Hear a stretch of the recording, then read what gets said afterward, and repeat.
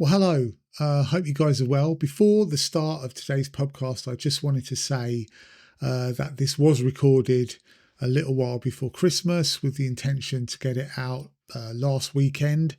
Unfortunately, the day after this was recorded, I was struck down with some sort of norovirus gastric flu thing, and it's basically taken me 7 days to recover.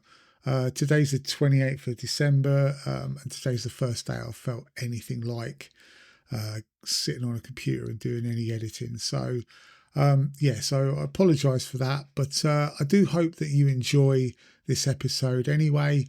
And I just want to say on behalf of all of us here at the Pubcast, thank you so much for all of your support, your viewership and your comments during 2024. And I hope that we continue to entertain you into 2025 and beyond. And don't forget to keep your competition entries coming. Anyway, here's the podcast. Well, hello and welcome to this week's episode of the Photography Pubcast, the podcast where we specialise in printers. It's season 5, episode 8. There's 7 of us here this week. Unfortunately, Daz is not here because he's not feeling very well. So I think he's come down with a touch of man flu. And what did he say? He's snuggled up in his gym jams and he's probably asleep. So that's normal for him, isn't it? I was going to say that's normally him on the podcast anyway. Yeah. So so no Daz tonight, but we do have another special guest. We've been really blessed with our special guests recently. And what, Dave? I'm sorry, but take 1 was way better. No, we're sticking to take 2 now. So we'd all like to welcome Courtney Victoria. Hello, Courtney. How are you? Hi, I'm good, thank you. Hi, thank you for having me. Excellent. Good to see you. How are you? Yeah, I'm good. Yeah, how is everybody else? Didn't you ask that? Yeah, twice? we're good. Yes. Yeah, Just double checking. Oh, Jesus Christ. Have I done it twice? Never mind. Listen, Daz has got man flu. I actually have man flu, but I'm still soldiering on here. So I'm so dosed up on drugs that I couldn't even remember what they are that, we're lucky if we get through this tonight without me either falling asleep or, I don't know. Well, I told a client this week that I got COVID to get out of a meeting. So it's a really handy get out of jail card, COVID, because people don't want to know you, but no, you don't. You never have to prove it. So if you want a few days off work where you don't have to produce a sick note, COVID's your friend. Yeah. Right, let's do a couple of bits of admin before we get going. The photo competition is still open, just in case you didn't know. It's not like we mention it every week. It's still open until New Year's Eve. We've now had 100 and... Let me have a look. We've had 109 entries, but we've actually got, I think there's 3 or 4 more that I haven't put on the website yet. So it's coming along very nicely and some very nice images there too. And I have the book that Thomas Heaton has kindly sent that I paid for, guys. Can we just bring me that? Although I'm not going to lie. I did use the 20% discount that I got from being a member of the 617 Club. So, nice. Every cloud. The thing is, it was a unilateral decision. I don't remember there being a vote on it, so I'm not paying. Exactly. No, I don't think we should. So I'm hoping we don't have a winner this year. Now I can keep it. Gary, so here it is. Yes. I was just going to say, if you want another prize, I'd like to donate one of my books. Would you? Yeah. Excellent. Oh, so who's going to be first prize then? Shall we? We're going to duke it out. Will you sign it, Adam? Yeah, of course. Yeah, because I think we should all sign it. Yeah. Well, are we going to get it round us? Why don't we all sign it? It'll be New Year. It'll be sort of the middle of the year before they get the prize. Yeah, forget that idea. Yeah. No, but that's a good idea, Adam. Yeah, if you could. Just send me. Just give me your address and I'll send it to you. Yeah, if you could just put something like to Gary. Lots of love from Adam. Yeah, that'd be great. Worries. Yeah, that'd be great. So we got those. We've still got, and of course, regardless, Adam, of your fantastic book and Thomas's fantastic book, the big prize we all know is Sam's bag, which I will also sign for whoever sends in the worst photograph will get a signed crappy Lopo bag from me. Yeah, excellent. Yeah, maybe. Yeah. Anyway, so I was going to say maybe we should discuss it and have a top 3, but. You can't, can you? How can you say one book's ahead of the other? Or I know what we could do, actually. We could say that the person who wins chooses what prize they want. and then it goes on to the next person down, and then the next person down. So the top 3 will get something. That's a great idea. Excellent. So keep your images coming in. There's some fantastic images. I was just looking through them now because I must admit I hadn't looked lately, but there's some great images on there. Wow, it's going to be tough. Yeah, there really is. Yeah. There's a one or two that have sort of stopped me in my tracks recently that have come on recently. They're just, and there's some brilliant ones as well that were posted early on. So it's going to be really tough. Only picking 5 each out of that. So yeah. Yeah, so thank you very much to everyone who's entered. It's very much appreciated. What else have we got to talk about here? That's it. What have we been up to? So let's start with Courtney. What have you been up to over the past, say, week or so? Oh no, I'm gonna come in with the boring stuff. It's been admin, catching up on stuff before Christmas. Not been out much with the camera, unfortunately. So yeah, I've left everything to the last minute before the holidays, and now I'm just trying to get everything done. Oh, okay. Well, that's okay. I'll just do a voiceover saying I've been out to some fantastic locations, and I've been out to unbelievable. Yeah. Iceland, hiking. There we go. Yeah, brilliant. Yeah, we'll put that in. You'll be fine. Yeah. Jamie, any update on the broadband? Firstly, no update. Unfortunately, they have still threatened to put it in, but they did say they were going to do it before Christmas, but I've heard nothing. So I'm assuming nothing will happen until the new year, and then probably nothing will happen at all. So then the silence continues. So okay. Adam, what about you? What have you been up to? Well, it's not very exciting. I went to Vancouver, which I absolutely hate. Vancouver it's not my favorite place. But then we went and saw the lights at Van Dusen Gardens, Karen and I. So that was really nice. Yeah, it was good. I really enjoyed it. Every year we go. It's a tradition of ours. So walk around with mulled wine and look at lights. Lovely. No photography though. Haven't done any of that. The more mulled wine you drink, the more lights you see. So it's the most expensive mulled wine I've ever had. Every year you have to take out a second mortgage to go and buy it. Anyway, it's fun. Do you know it took me a long time to realise that it wasn't mulled wine? No, genuinely. As in wine with a little mole in it. Yeah, MOLD. Because I thought, who drinks that? Who drinks mouldy wine? It's going to be grim. And then someone pointed out to me, it's not. It's mulled wine. But what is mulled wine anyway? Because I don't know. I don't drink it. Wine that's been mulled. What's the mulling process? Well, they warm it up and put some cloves in it.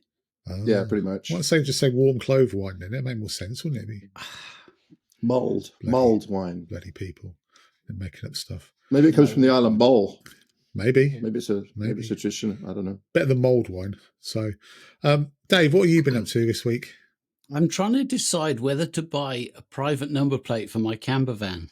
Oh, okay. I've come across this number. I'm not going to say what it is in case somebody jumps in and buys it, but it's just perfect. But it's 800 quid, and I sort of think M43 something.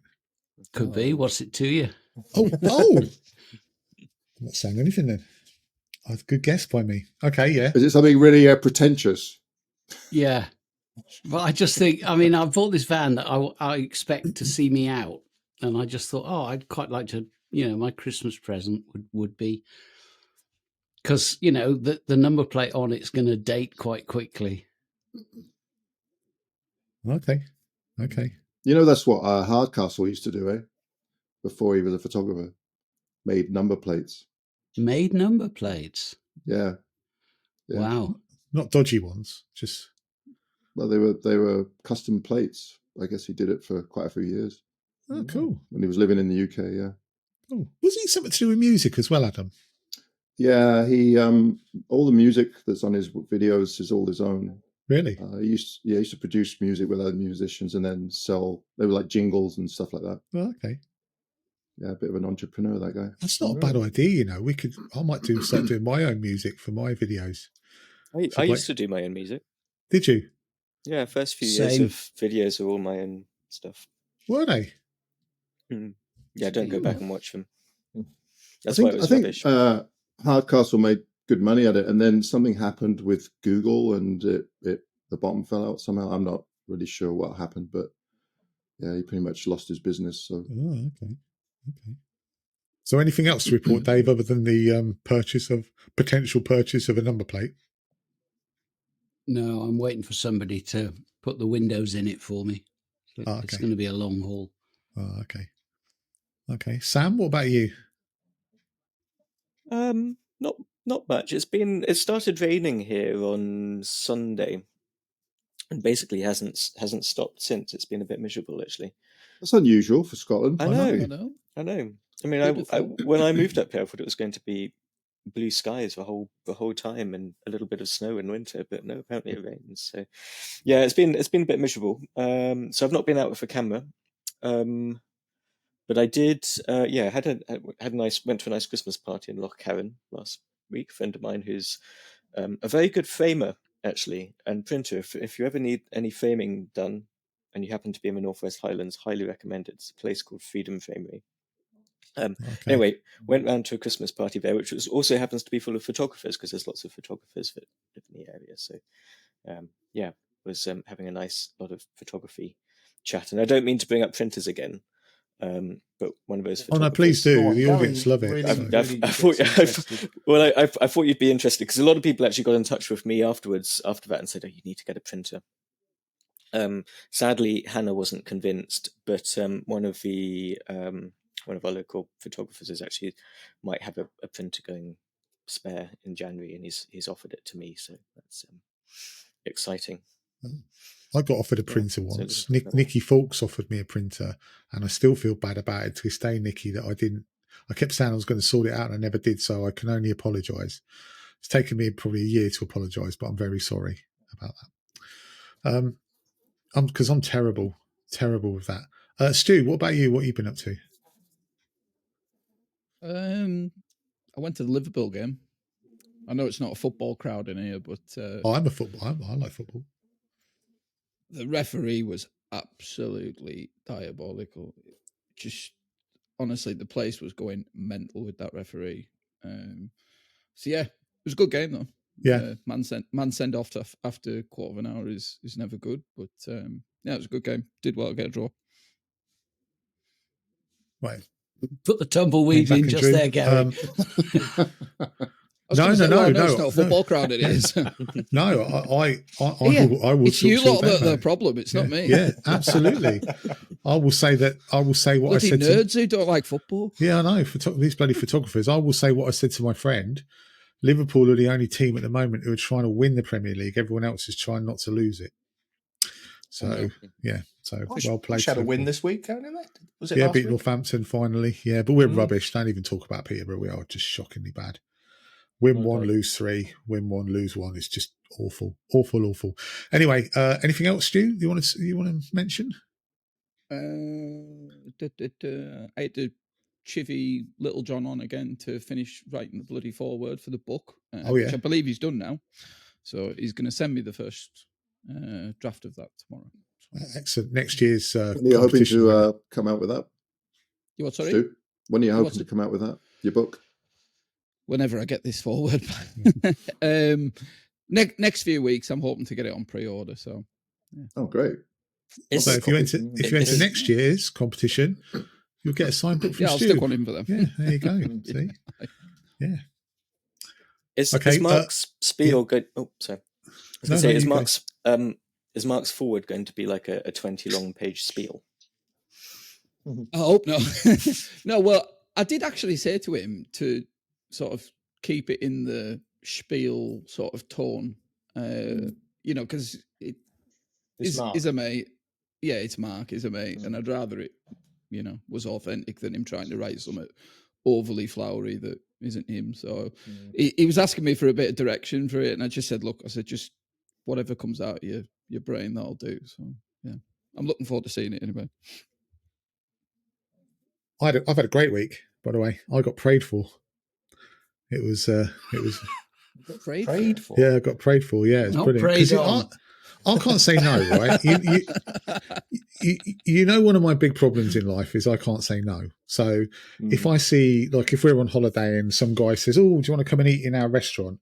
Like, Beth will go, "No," and I'll go, "Oh," even though I don't want to eat there, I go, "Oh, let's have a look at your menu," because I don't want to offend them, right? So I'm walking down the street and there's these little tiny Chinese kids in London where I was doing some photography, and they said, "Oh, do you want a sweet?" Well, I'm not going to say no to that. Let's be honest. It was a whisper. Aren't you supposed to offer them sweets? No, it doesn't. Isn't that how it normally works? No. Well, it's much easier this way, Dave. So I was like, "Oh, all right then. Thank you very much. That's really kind of you." And they said, "Oh, we in the church has got an exhibition if you want to go in and have a look." And I'm like, so I looked at the mum, and the mum's like, "Hello," and I'm like, "Okay, yeah, I'd love to go in and have a look at the exhibition." I'm like, no interest. So you go in there, and it's like about 6 stations where they're all talking to you about the creation of like man and Genesis and all of this sort of stuff. And I'm like, "Oh, thank you. Yeah, thank you." And this is a representation of all the pain and suffering that was going on. You had these 3 people sitting on sofas going, like, right, okay, watching yeah, the Pubcast. Probably.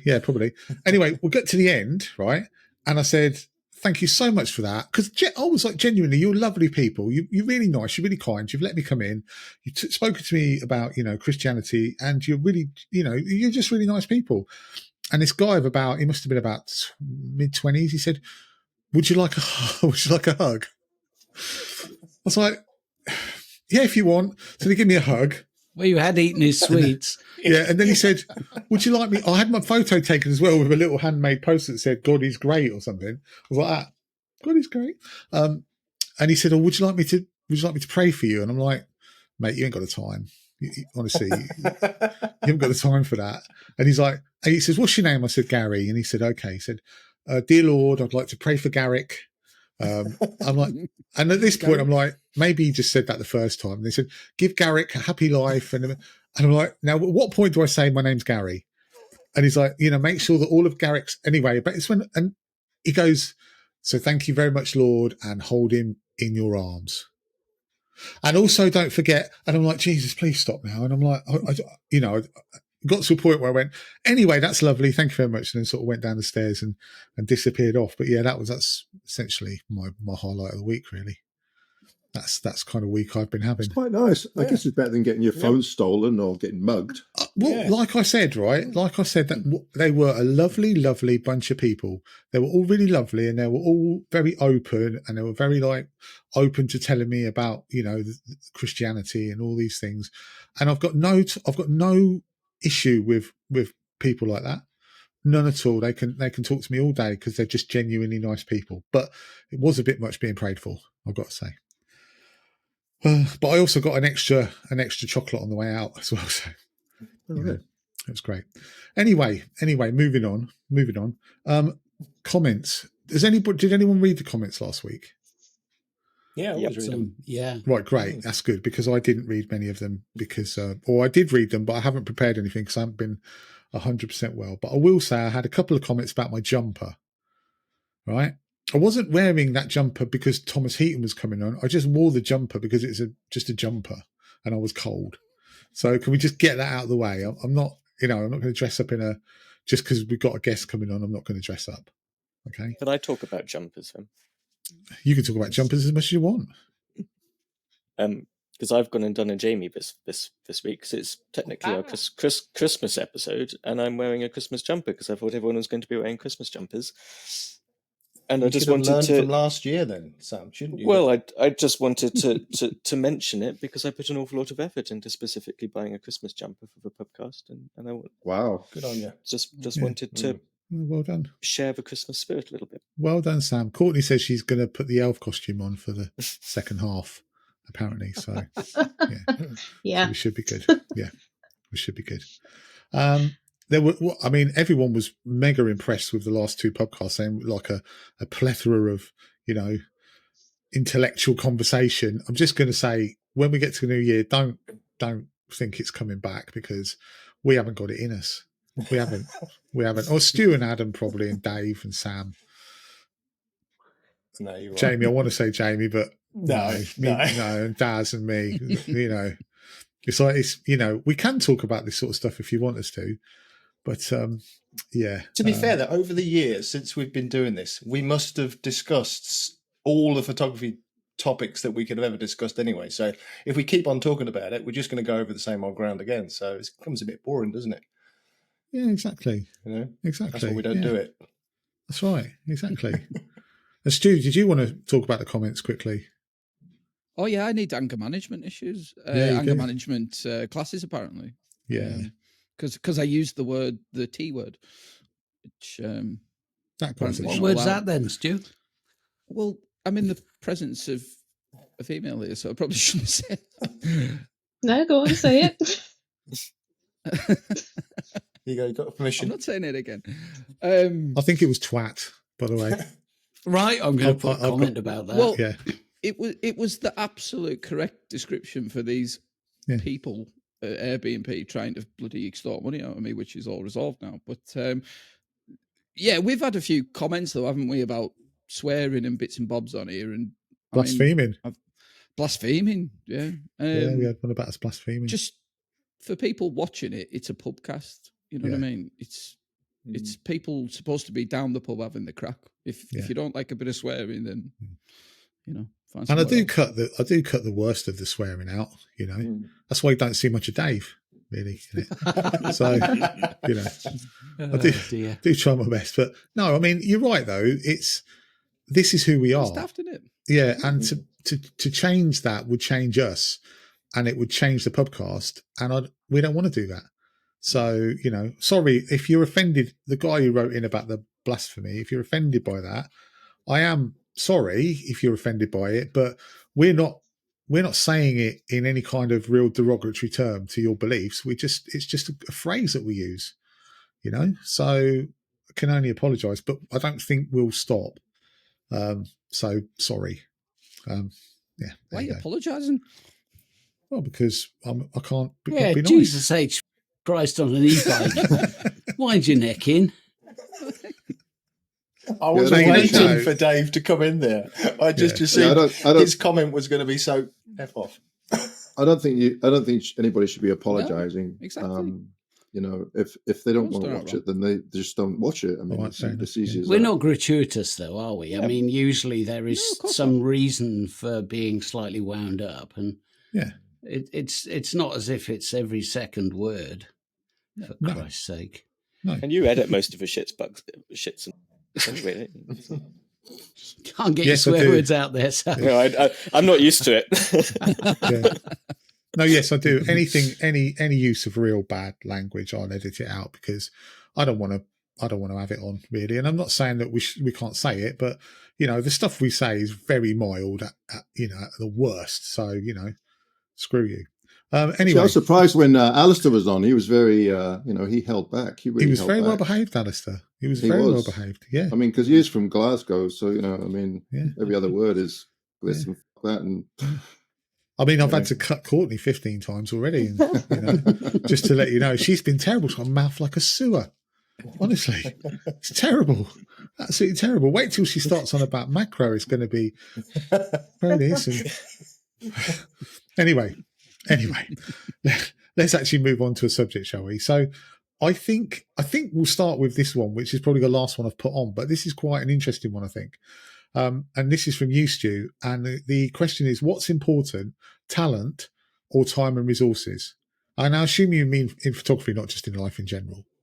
But well, you probably apply it to a lot of things, can't you? But yeah. No, I just thought it was an interesting thing because I had someone in the shop a little while ago having a right moan about a lot of different things. But one of the things he was moaning about was, you know, a lack of time. And it's nothing new that, you know, people struggle for time getting out and stuff. But I do know a couple of people who, you know, in a relatively short amount of time have built up tremendous portfolios. And, you know, a big factor in it is having the bloody time to be out there and having a lifestyle that affords you the time to get out and take advantage when you need to. And I don't know, I just thought it was an interesting talking point. I happen to agree with him his view was that, you know, the time and resources is probably far more important in a lot of respects than talent. And I couldn't disagree with a lot of what he was saying, to be honest with him. So yeah. Yeah. Courtney, what's your opinion on that? Yeah, I agree that any sort of workshop or group activity or meetup I've done this year with other sort of like-minded people and photographers, time is something that comes up quite a lot in conversations, finding the time to go out regularly, the time to practice, the time to improve composition skills, etc., etc. And to build talent, that involves time. So I think, it is a genuine concern that some people have, getting out enough and being able to put in some of the time and the hours to build a portfolio or improve their skills.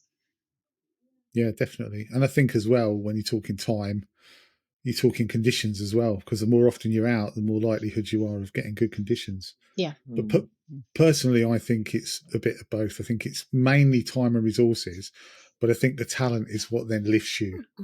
So if you've got, takes you to that little extra level. So if you've got the time and the talent, you're going to take better photos than someone who's got the time and not the talent, and probably equally someone who's got the talent but not the time. So I hope that made sense out there. I think the thing about it is, though, it's an semantics, I suppose, but experience and skill isn't necessarily equated with talent, because you can be talented at something naturally. I can think of 2 photographers that I know of who haven't been photographers for very long, and yet their work is already absolutely top class. Thanks, Dave. Shut up. And they do a fair bit of photography, but the reason they're so good is clearly they just got a natural talent. They've got an eye for what they do. So I think that if you don't have the time and the resources, but you have got a lot of talent, you can still crank out some really good work. So I don't think they're sort of mutually exclusive. No, but I think the more you're out, the more likelihood you are of getting something, aren't you? Yeah, I wouldn't disagree with that at all. But I think it's also fair to say that if you're really good at what you do, you are less dependent on the spectacular sunrises to make some really good quality work. And I think it's also fair to say that, on the kind of Instagram type stuff where people put a heart on a nice sunset, I mean, you point your iPhone at that and get loads of likes on Instagram. I think between us, we would look, and if you look, for example, at the current competition entries and the people that have done well in previous years, it isn't always to do with the conditions. It's clearly that the stuff that we get engaged by is the stuff that is just high quality. And so I think talent can go a long way in that respect. Yeah, totally. It's an interesting point about talent, isn't it? Whether you can actually teach talent or whether talent is just, as Dave said, natural and inbuilt in you, and it just has to come out given the right opportunity to do so. I think a lot of workshops that many of the people on this podcast put out will teach the technical elements of photography and composition and what to look out for and when light has an impact and when it doesn't and all that type of thing. But that's going to teach you to be a better technical photographer. But fundamentally, if you haven't got an inbuilt natural ability to create something using your inbuilt talent or whatever you want to call it, maybe you'll only reach that element of being a good photographer, but you'll never be a talented photographer because you just haven't got it in you to be that. But so maybe there's that. I agree. I think we've all worked with people who have got lots of time, lots of resources for equipment, go on lots of workshops, and you think, you're never going to be a good photographer no matter how hard you try. Thanks, Dave. Yeah, that one was aimed at you. No, but I'm sure Adam, Stu, do you do workshops, Courtney? Yes. So you must have worked with people who you think, I don't know why I'm wasting my time on you. Ouch. Yeah, I'm not asking you to name names. But, No. No, sometimes I think, it reminds me that we all have different standards of what is good, what is bad, how creative, how far we want to push our creativity, that kind of thing. It's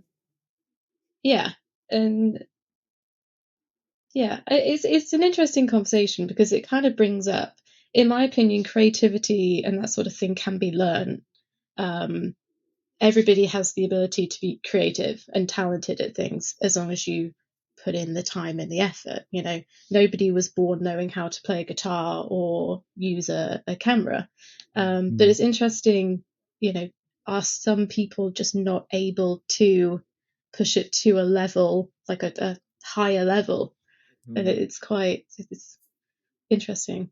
It's sad for, you know, for the people that can't. I hope I'm not one of those people. I think you'll be right. Just a question then, I guess to everybody. How did we become? I know we're not going to use the word talented photographers, but you know, did we all learn it through sort of workshops or online, or just getting out there and doing it, or have any of us? Do you think any of us have got any inbuilt eye to be able to see a shot naturally? To anybody, really? I think genuinely, I think I've partly got an eye, because I'm not saying that my photography is good, but I did things before I knew what I was doing that people say you need to do. So like when I was a kid, for instance, or when I used to go on holiday or whatever, I never just took snaps. I always looked at the angle and shoot low and shoot high and lead in lines and all of that, just because I thought it made a good photo. You know, layers. And, you know, I remember like sort of going to Greece and sort of shooting the layers of the mountains and the sea. But that's just because I thought, oh, that looks nice. Whereas my mate would sort of, you know, he'd just sort of go click and click and click. I'd take a little bit longer. But I think that's probably because I was reasonably good at art as a kid. So I say reasonably, I wasn't that good, but reasonably good at art as a kid. So I think that that's sort of, maybe that has then led over into photography a little bit. But you've got to, you can't, no one is going to pick up a camera and go click award-winning photo. No one. You've got to take the time, and you've got to learn the craft, and you've got to know work out for yourself what works and what doesn't.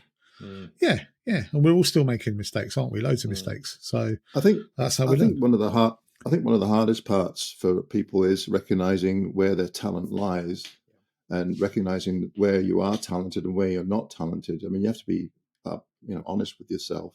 Thanks, Adam. And I think, well, for me, the way that I got into photography was just looking at the work of other artists, not just photographers, but all kinds of artists, and trying to implement their work into my own.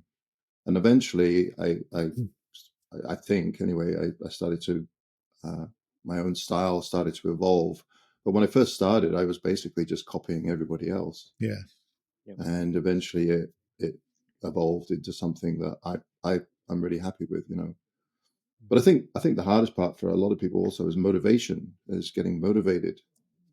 So some people have the time, but then they don't have the motivation to go out, especially this time of year. Like, not one of us went out this week to take photographs. No. Well, why is that? Because we're not motivated, or we don't have the time. Or I did. You're just out in London giving hugs to everybody. Yeah, but that was in between some street photography. So yeah. Well, me and Daz are going out, if Daz is well enough, at 3:00 in the morning to Cambridge. We're meeting. Is it 3:00, Jamie? Did he say? He did say 3, didn't he? I think it was 4. 4 o'clock. We meet at 4:00 in the morning on Monday in Cambridge to take some night shots of the city before anyone's out and about. But you know, Jamie had the offer, but he just doesn't have the motivation. That is exactly true. I was not going to get up at that time in the morning. Do you think though that, like, that probably sounds ridiculous, and it's probably not really a question that you can really answer, but do you think there's a point at which you just go, this is just not for me? With anything, do you think you just go, you get to a point where you go, I can't do any more than I'm doing. I'm trying my best to try everything. This is just not for me. Yeah, I think we kind of covered this last week, didn't we? We kind of talked about this last week, didn't we? I don't remember much about last week. I think any artist, whether, doesn't matter what you're in, you do need breaks from it. You can't just keep doing it. I mean, it's just no. But I mean, like Adam, a finite point where you say, "Look, I'm not gonna. This isn't doing what I want it to do. This isn't getting any better. I need to stop. Like, just stop. Not have a break. Just stop." Do you think? Huh? Sam? I was going to say it sort of ties into what we were saying a couple of episodes ago about our friend who's sold all of his camera gear, and definitely I think people hit that point. What I was going to say about the sort of time versus talent argument is those two things are very much intertwined, I think, and there can't be any denying that some people pick things up a lot quicker than others, and whether you put that down to talent or something else doesn't really matter. But some people do pick it up quicker than others, but regardless, time is always still a factor, and as you say, no one will pick up a camera and immediately start taking award-winning photographs. And the reason for that, I think, is because it takes people time, as Adam was saying, to work out what their style is and to understand what their approach to photography is. I mean, the thing to remember as well when we're talking about this kind of thing is that photography is subjective. It's an art form. So one person's idea of a great photograph isn't necessarily another person's idea of a great photograph. And then equally, one person's idea of what they want to achieve from their own photography is not the same as another person's idea of what they want to achieve from their own photography. And it's understanding what it is that you want to achieve from it, I think, which drives your progression in your skill of photography. So it's a case of, I guess, sometimes people might understand what that is quicker than other people. And then some people might just take longer to get to grips with the technical side of things as well, which can take a while. But I think a lot of us, and myself included, will often go through a period where there's very rapid progression that's then followed by a plateau. And that the rate of that progression might differ between different people. But I think certainly speaking for myself, I definitely found, after a certain amount of time doing photography, I felt that I very much plateaued. And then it was trying to work out how to get to the next level. And I think a lot of people might become disenchanted at that kind of plateau level. And it might be that there's multiple plateaus. Maybe there'll be another plateau. You progress, or you change genre, you flip to a different type of photography. But again, you hit a level. And sometimes I think that's the point where people maybe become a little bit disenchanted and drop off, when they don't feel as though their photography is progressing. But maybe that's just because they haven't found an impetus to push themselves into another aspect of photography or another level. I totally agree with you, but I also think that subjectivity the word is used as a bit of a get out of jail card sometimes. People say, oh, it's subjective, and as if that then makes everything have equal merit, which patently it doesn't. An example, a case in point, would be over the last few years when we've judged the photography competition, with the obvious outlier of Gary, who's clearly mental. We all tend to choose the same images. There's a lot of crossover, isn't there? And there's a reason for that. But I think it's so true. I think that where people struggle a bit is that they lack discernment. You see people sharing images on social media that are not particularly good, and they share them and they keep sharing them, and they don't show any progression at all, and they don't seem to have any discernment as to, and so they go, yeah, but it's subjective. And my argument would be, yes, it is. However, there are some boundaries to that get out of jail card, in my opinion. Careful, you'll get called an elitist. I might well do, but I can take it. Can I just say as well, I think that this year you're going to be surprised by my choices. Oh, yeah. Yeah. You're going to pick some decent ones this year, then. I might do. Basically you're saying to everyone I've picked before that their photos are rubbish, Dave. And I don't agree with that.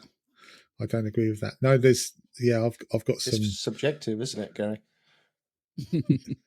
I mean, the overall standard is very high, but my point stands that the other sort of 5 or 6 of us tend to pick a lot of the same ones.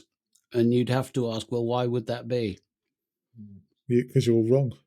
Because I've judged contests in the past, and most of the time the judges pick totally different images from everybody else. And that's one of the problems with contests, because at the end, the winners are images that they're good, but they're not they're not consistent throughout the whole judging process, so they kind of average. Do you know what I mean? Like everybody has their favorites, but then the ones that people gave a good score but not their highest score are the average ones, and they're the ones that often win. So that's where the problem lies. Are you not undermining your world championship here? He's just being modest. He's just being modest. That's all it is. He's just being modest. Yeah, no. Has anyone else got anything to add? Courtney, do you want to add anything else on that? I mean, you could talk about this for a very long time, and you could get really, really deep with it, to be fair, because I think it brings up so many different aspects of like creativity and photography. But in the sport of moving on when you're ready, it's it's probably a good time to conclude it up, wrap it up. That's the longest-winded no we've ever had. I don't no. think. Yes, Stu. Can I give my? I don't think I actually gave my opinion. Stu, what do you think? I'm not going to waffle on. I think if I had to say which is more important overall, I actually think time's more important than talent. I think in landscape photography, like Sam made a good point there about plateauing, and depends where. Courtney made also a good point about what your skill level is, and people have different ideas and what's good and what's not. I think you can get 90% of the way there in landscape photography quite quickly if you've got enough time and resources and enough nous about you to put the effort in. It's the last 10% that loads of people get stuck at. But if I had to say one or the other, I do think overall, I think time and resources is probably more important than talent. I would agree with that. Yeah. Okay. Well, thanks, Stu. Sorry, I didn't ask you earlier. No, thank you, Stu. Thank you very much. It's quite all right. So I think, do you know what? I'm getting bored with all this. Sorry, guys, but I'm getting bored with all this photography conversation. It's becoming way, way too intellectual and photography based. We need to talk about something else. It's a shame Daz is not here, because I'm sure he would have some fantastic questions, but he's not. So I think we should talk about Christmas, right? Seeing as we're really close to Christmas, and Christmas dinner plans. So, because I always find this fascinating, because I know pretty much that most of us will go Christmas dinner, pretty traditional, and then Dave's going to come with some off the wall thing. So let's. So what are our Christmas dinner plans this year? Let's start with Jamie. Well, mine's traditional. Always is traditional. I've got 2 turkeys, because they've got to last for quite a few people over quite a few days. So I've got 2 turkeys. I've got how many veg? So we've got mushy peas, we've got parsnips, we've got mushy peas. Mushy peas. Oh, it has to be mushy peas. Yeah. It's like a chip shop. No. Mushy peas that have been soaked for at least 3 or 4 days in. Do you whack a bit of curry sauce on with it as well? No. Batter the turkey. Nice Savoy. Mushy peas. Mushy peas. What's the problem with mushy peas? Well, there's no problem with them, but not on a Sunday dinner, not on a roast. Mushy peas. Garlic bread? What? Yes, mushy peas. Gary, you were the one who was putting sweet corn in macaroni or something, weren't you? Oh yeah, but that's got to be done. No. But to be fair, I caveated that, Stu, by calling it a Gary special. So I'm not saying it should be done.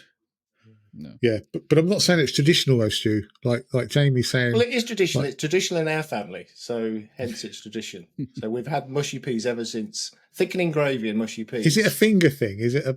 It's not. If you've got too many fingers, you accidentally mush them and. No, it's nothing to do with that. But I'm doing some special pigs in blankets this year. What you got on them? What you got? Batter? Is it or? No, there's no batter. You're going to put some like sushi. You're going to like. I'll tell you if you let me. Okay, So I'm going to slice them open lengthways. Okay, these sausages. I'm going to put some brie inside them, cranberry sauce, and then I'm going to wrap them in smoked bacon. And then they're going to be special pigs in blankets. So I'm quite looking forward to doing them this year. Brie. Can I brie? No. Oh, okay. Well, you're not coming around my house for Christmas dinner anyway. So it doesn't really matter. I don't like cranberry sauce either. I can't see how people can eat sweet stuff with savoury stuff. It's just wrong. It's like having pineapple on your pizza. I don't get bread sauce. It's the devil's sperm. What's that all about? Not a fan with bread sauce. No, Do you have mushy bread sauce, Jamie? Mushy bread sauce? No bread sauce at all. No. Okay. Gravy, proper gravy. Anyway, sorry, carry on because we only got to the. I'd got through sort of 5 or 6 veg and then the normal stuff. Roast potatoes in beef dripping. And do you know it's been bloody hard to get beef dripping this year? I couldn't get beef dripping anyway. I had to go down the local farm shop today to get beef dripping. For the, you don't put it in goose fat. You don't do it in goose fat. Goose fat, no, that tastes the same. It has to be beef dripping. Yeah. Okay. And what's your other veg? I really want to know now. So you've got mushy peas. What's your other veg? Parsnips, cauliflower. Can't remember. Parsnips and cauliflower, mushy peas. Probably they're the 3. Right. Veg. Yeah. Okay. Carrots. Might do some carrots. Okay. Yeah. Yorkshire pudding. Do you have Yorkshire pudding? No, I don't do Yorkshire. Used to do. Not anymore. No. Okay. Gravy. Is that it? Gravy. Yeah, we've covered gravy already. Yeah. Have we? Yeah. Sorry. Yeah, you've done that. You just weren't paying attention. You not were very just, well, Jamie. You were just, not very well. How many people do you have coming?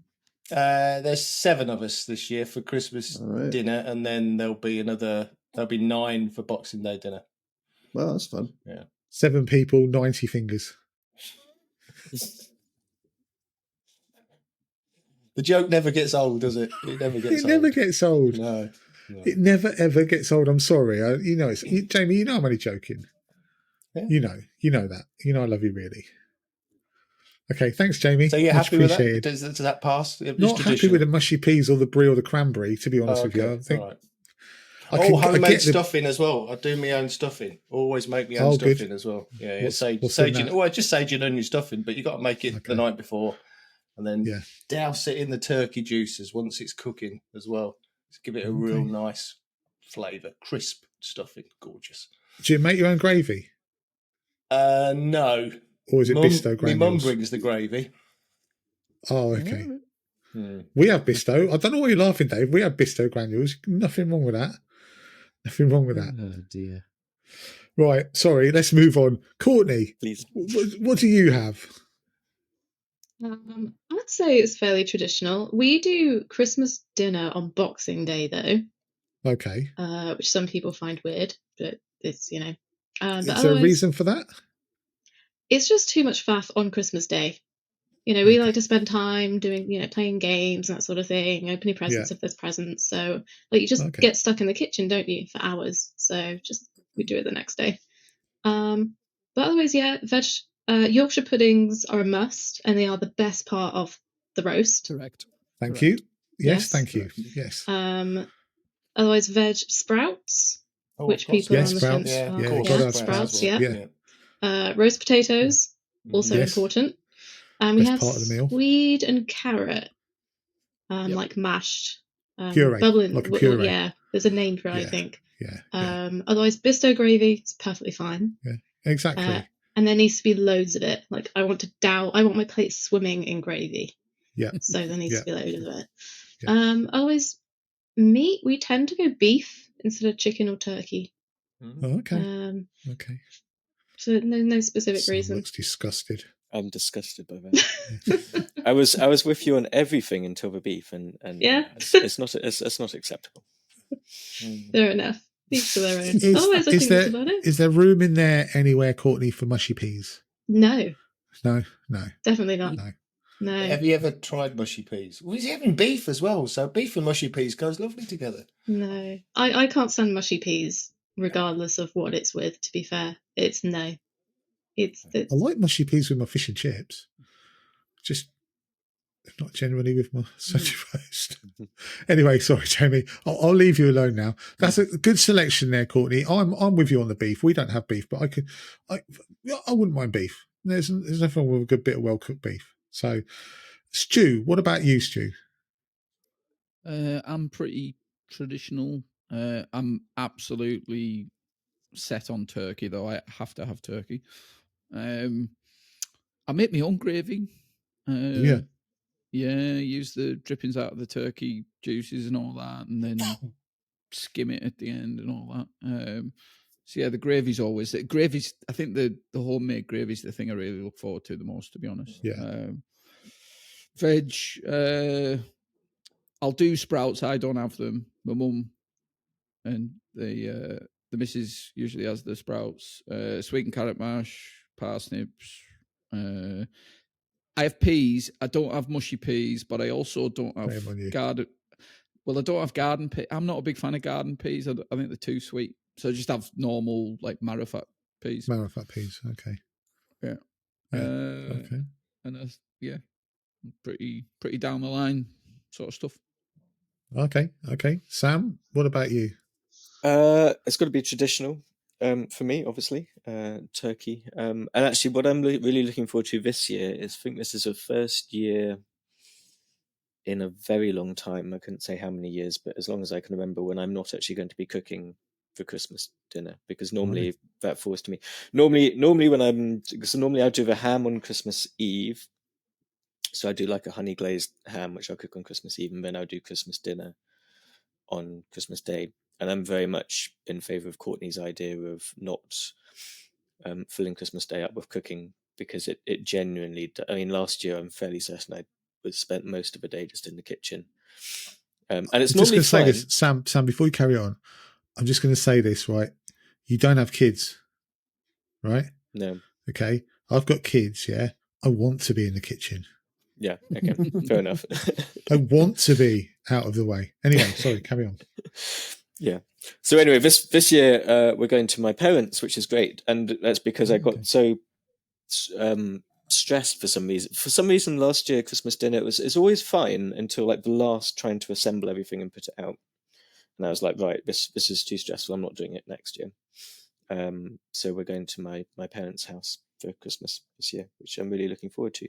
But they're similar to me. It will be traditional turkey, and I'm doing the ham still on Christmas Eve, and I'll take it over there. Can I just say something? Yeah, go on. For the turkey people, this is important. Is it turkey or turkey crown? No, it's got to be turkey. It has to be turkey, because because you got both. Because for me, the best bit, actually, because I've spent most of Christmas Day in the kitchen, for me, I usually enjoy Boxing Day and the days afterwards much more than Christmas Day, where you've just got mountains of turkey to try and eat. So it's like turkey sandwiches, picking bits, then you use the legs for stew.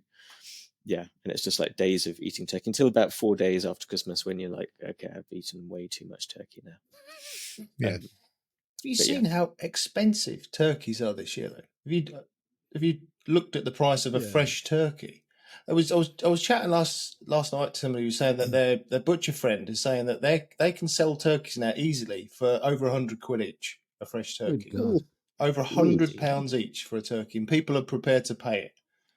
Because even in Tesco's, other supermarkets are available. The crowns were £53 fresh crown, and that's with the club card discount thing. So it probably would have been about 60 odd quid just for a crown. It's ridiculous money, isn't it? Yeah, just ripping people off, aren't they? Got Lidl. Yeah. Yeah, good shout. It's Christmas, just ripping people off. Right, Dave, I'm saving you. Adam, what about you, Adam? Oh, we're pretty boring actually, because we just go out for dinner. My kids are all grown up, but they don't come over for Christmas. My mum and dad used to come out with us, but this year they're flying out to my brother's in Nova Scotia, so it's just Karen and I. So we'll go out for dinner. But there's a restaurant that we go to every year, and they have it's like a dome. It's a tent dome that you sit outside. So some years it snows, so it's quite nice because you're sitting out in the snow. Oh, nice. It's pretty nice, right next to the ocean. It's like a reverse snow globe. Yeah. Well, the thing about Christmas is that my mum, she would always cook us a traditional dinner, but I mean, there would be so much food, nobody would eat it. It'd just go to waste. So it just seems silly. So we just go out for dinner. Okay. Well, it's pretty dull. No, it's fine. It's fine, Adam. Before, don't worry, because we're all dull compared to Dave.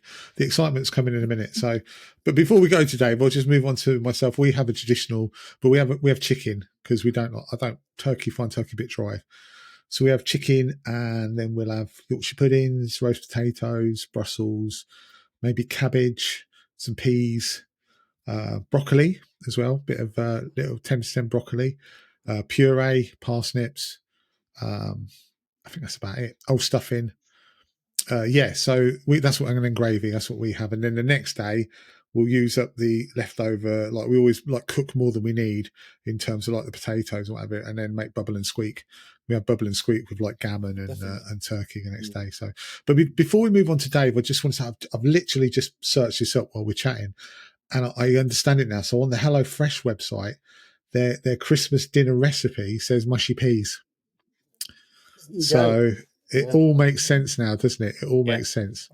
It doesn't really. I'm just taking a mickey out of Jamie because he always used to go by the recipe box. Anyway, go on then. What are you having, Dave? What is this? What is your extravaganza this year? It's a toss-up between a trough of baked beans garnished with a couple of dead dogs or a bowl of gruel. I'm tending towards the gruel because it makes a nice change. I don't know where dead dogs are so expensive this time of year as well, Dave. They're so hard to find, dead dogs. We can supply one. No, I don't know how I got this reputation for exotic Christmas dinners. Because you had linguine one time, Dave. Yeah, we did. We had linguine and we had pork chops a la Marcus Waring. Yeah. Back in the day when I couldn't be asked and I was young and fancy free, they used to buy a takeaway on Christmas Eve and stick it in the fridge. So I've had Chinese for Christmas dinner. I've had curry for Christmas dinner. And I spent hardly any time in the kitchen at all because the microwave does its thing. This year is just chicken, although the only thing I insist on, and Jan doesn't like them at all, but I'm having... KFC, Dave? No, just ordinary chicken, but I do insist on sprouts sautéed with lardons in olive oil and butter. And the rest of it is just bog standard veggie stuff, just a chicken dinner. There's only the two of us. We're not interested in eating the same thing for the next week and a half, so that'll be it. So you are going traditional. That's a letdown. Couldn't you have made something up? Well, chicken isn't that traditional. Well, I made up the trough of baked beans garnished with a couple of dead dogs, courtesy of Basil Fawlty. Yes, what more do you want? Yeah, that's true. Sorry.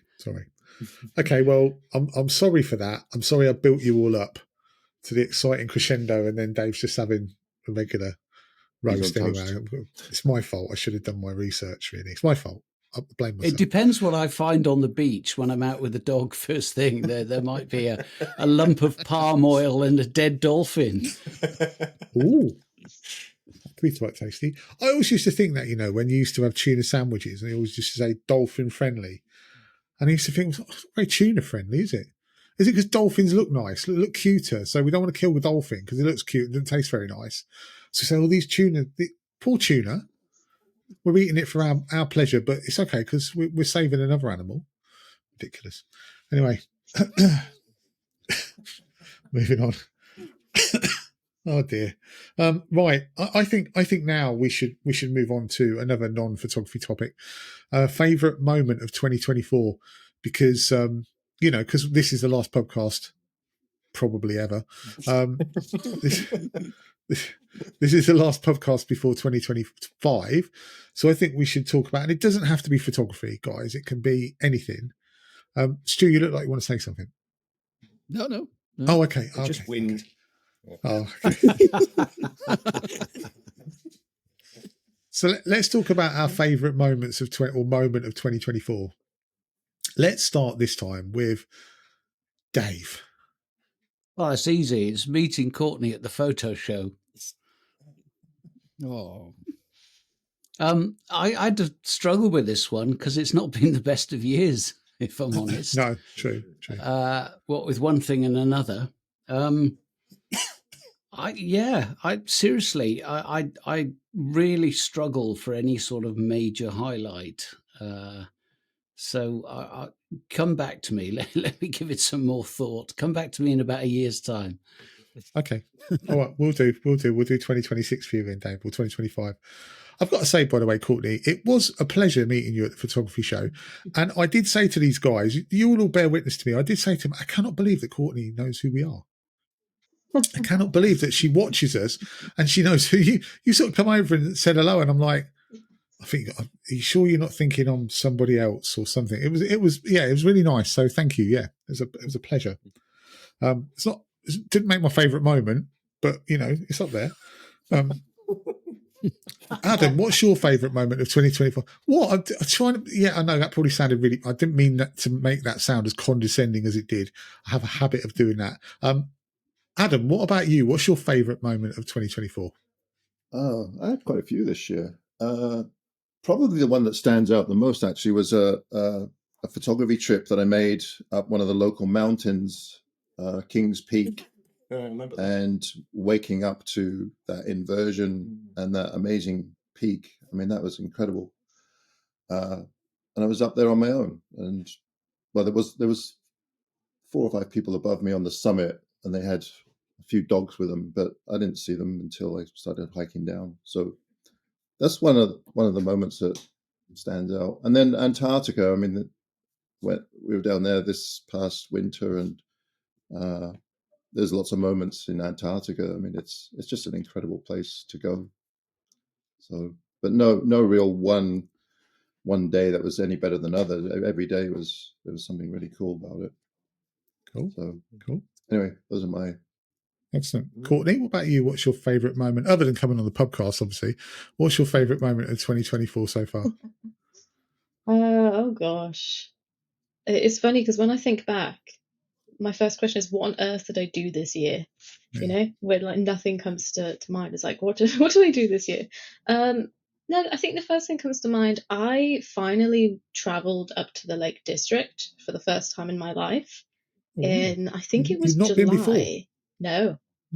No, I'd never been. So yeah, I drove up. It was like the first week of July, I think, and the weather was horrific the entire time. So there was no photography involved, but I didn't really didn't really go up specifically for photography, just to kind of explore really. But it was wonderfully overwhelming. I think if I lived up there or was able to get up there more often, I don't think I would ever run out of motivation, to be honest. I was just absolutely baffled by the amount of locations there were to explore. And I had a good time. It was a few days of just peace. I just kind of drove around. If I spotted something of interest, I would find somewhere to park and just go and wander around. So yeah, it was just nice. Oh, lovely. Did you find it difficult to park in the Lake District because you're saying you just drove around? I assume you didn't have much of a plan. You just driving and looking. Did you find it difficult? Because that's the worst thing for me about the lakes is parking. Every so often it wasn't easy to find somewhere to park. I was surprised at how busy it was, which actually I shouldn't have been surprised. It was verging on some summer holidays. So, but yeah, no, it wasn't too bad finding places to park, but. Okay. Cool. Stu, what about you? What's your highlight of 2024? Probably with the camera, I'd say right at the start of the year when I went to a Sint, because we just had some absolutely bonkers conditions for about 4 days with hoarfrost, and it was just socked in, and it just progressively got better and better as the temperature kept dropping. And I mean, we've all been doing photography quite a long time, and you feel like you've seen most things, but every now and again you'll get conditions like that, and it just hits you, and you're like, bloody hell, I've never experienced this before. There was a couple of places we went to, and it was like you'd walked into an infrared scene, because the temperature was so frigidly cold, but it had like almost sucked all the color out of the landscape. And you just, I don't know, it was like having just an infrared filter on the camera all the time, basically. So yeah, probably that, I would say.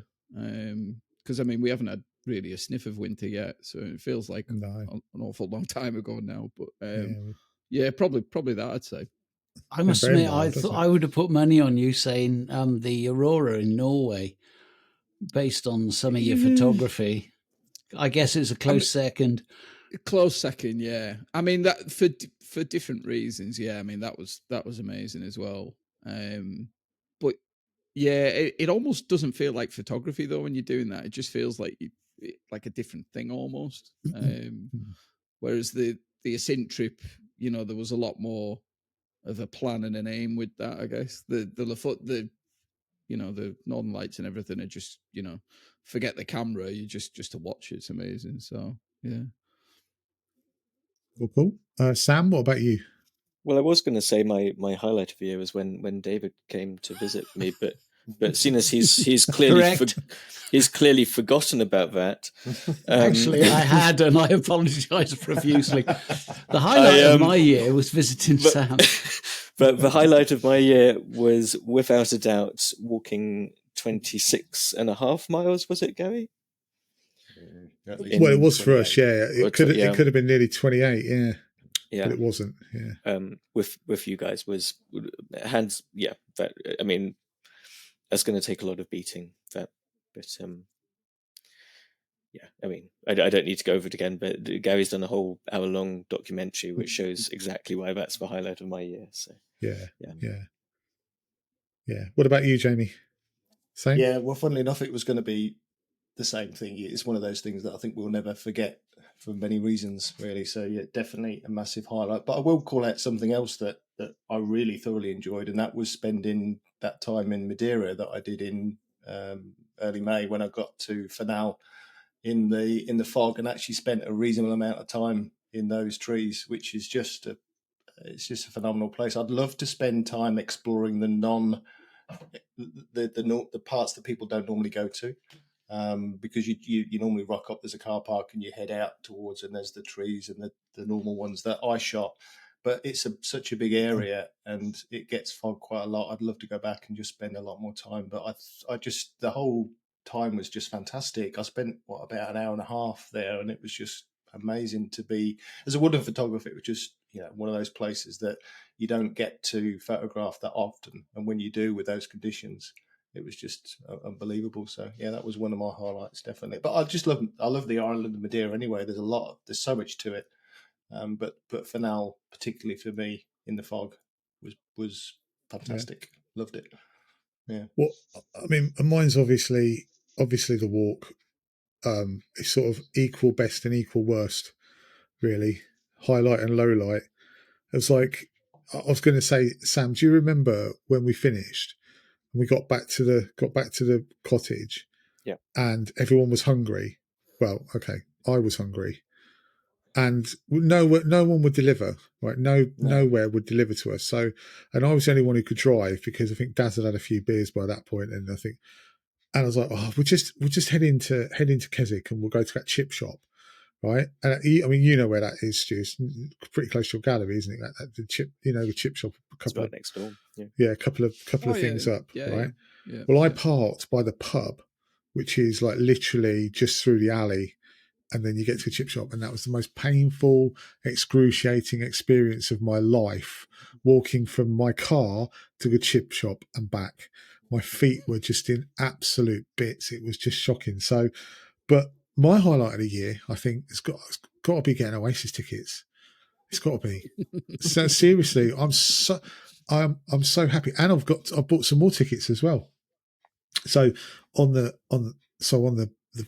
2 weeks before on a Saturday, I'm seeing Supergrass, and then I'm seeing Ocean Colour Scene the next Friday, and then the Friday after that, I'm seeing Oasis. So that is proper 90s revival for me. I'm 3 one-hit wonders. Yeah, nice. Dave. When you Dave. When you see Ocean Colour Scene, you're taking the train. Hey, very good. I thought I might just go around in a circle. Yeah. Well, the Supergrass gig should be all right as well. As long as you don't get caught by a fuzz. Yeah, very good, very good. Yeah, no. So I'm very much looking forward to those. So yeah, but yeah, and of course, the time spent here with you guys and our fantastic guests. That's equal top with everything. And then again, double-edged sword. The worst experience is editing it the next day. So it's all good. Oh yeah, it's all good fun.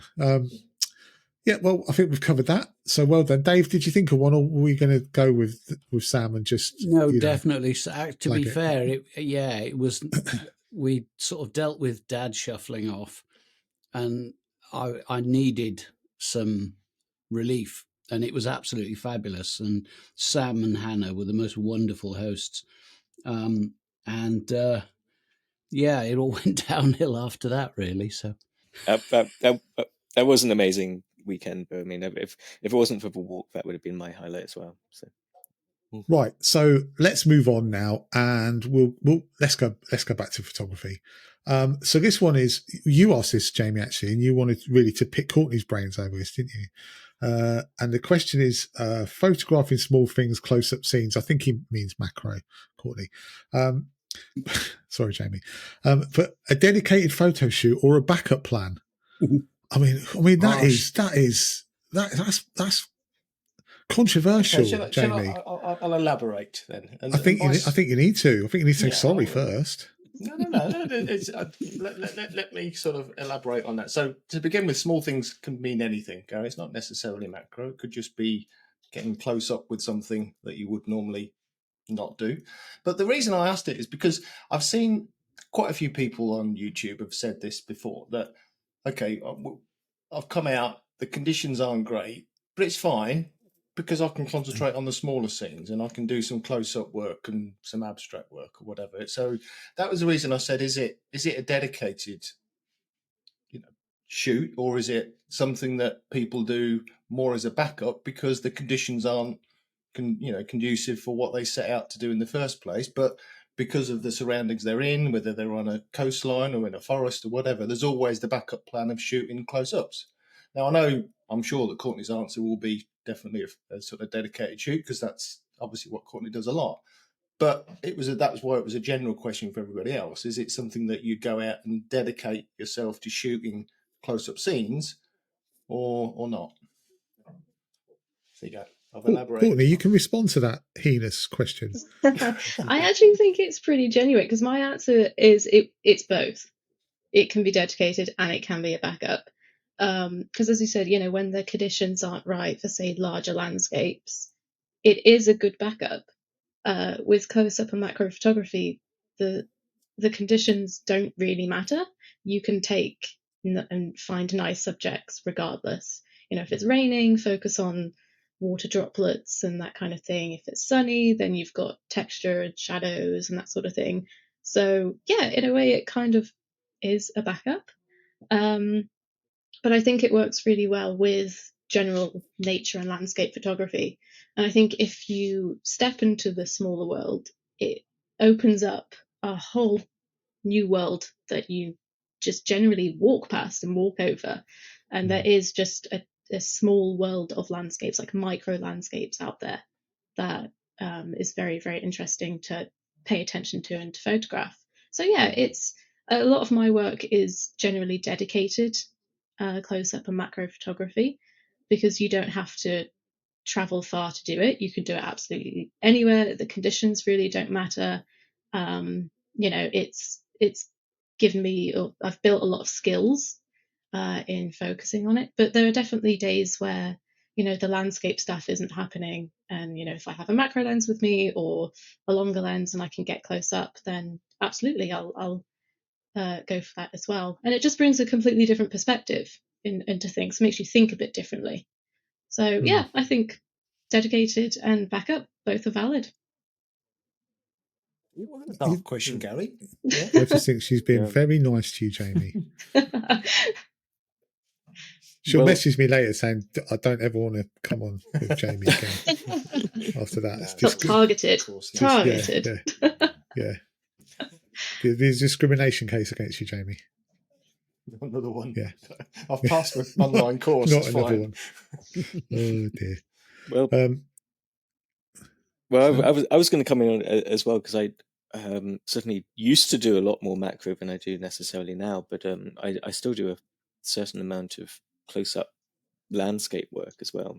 And I would again absolutely echo what Courtney was just saying there as well. It is very much a bit of both.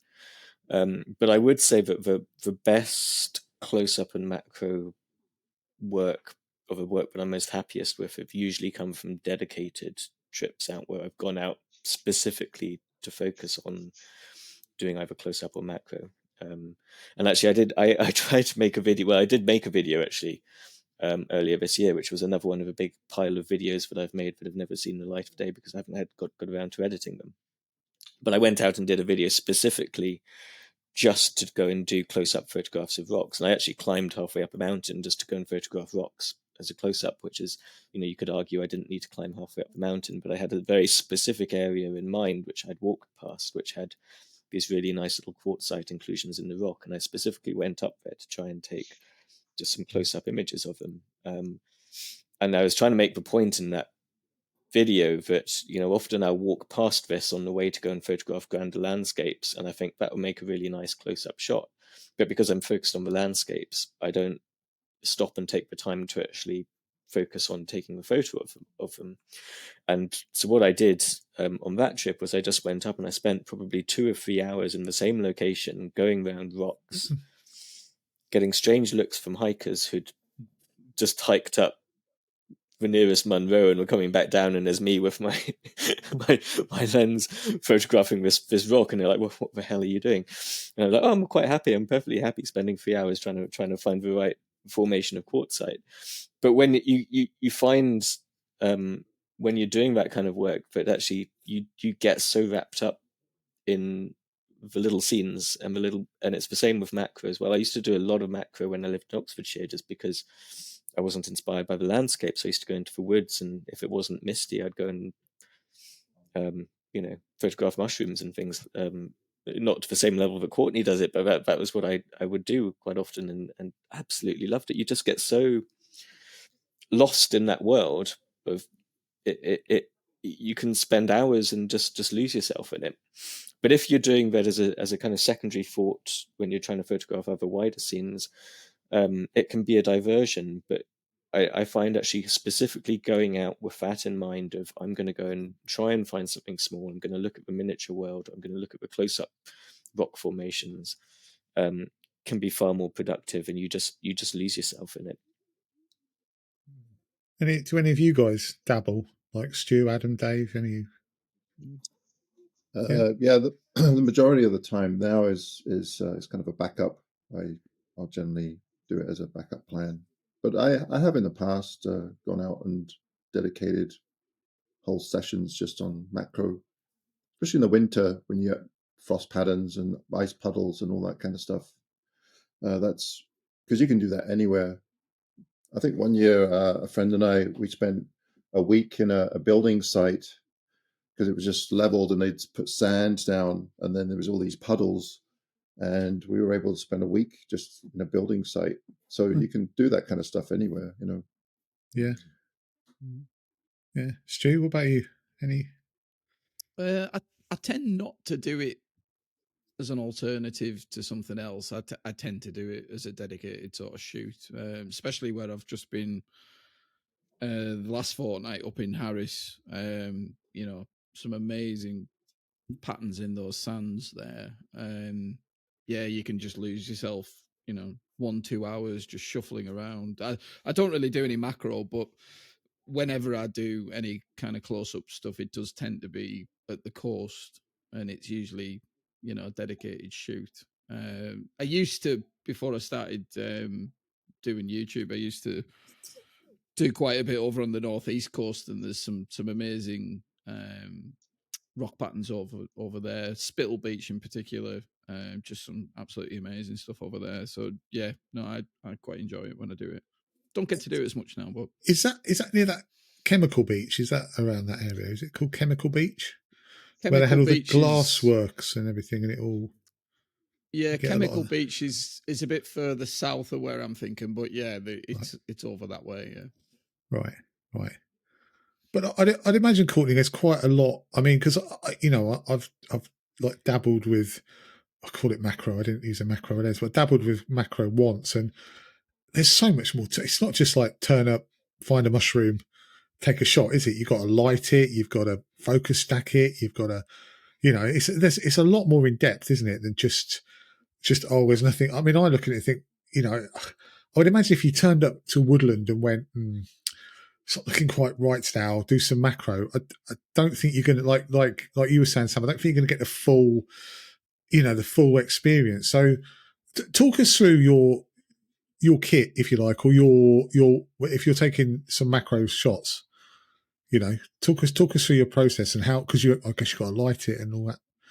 I mean, that's completely up to you. You don't have to light it. Yeah. You can make it as simple or as complicated as you want.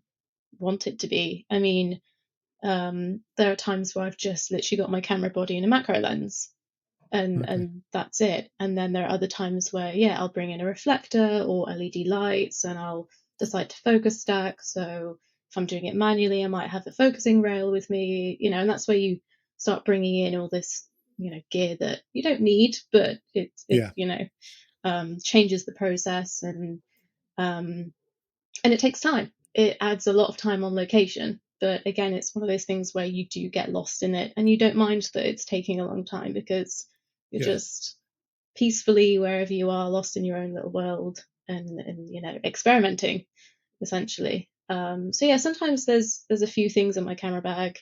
Other times it's just a really simple setup. And as I said, you don't have to use lighting, but lighting can be beneficial at times.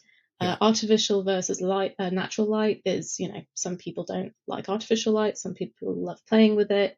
I'm kind of on the fence. I don't mind experimenting with it. Stacking, it's not necessary, but it's more it's not. People think stacking is very complicated. It really isn't. Once you kind of get through the technique a few times, it's pretty simple, to be fair.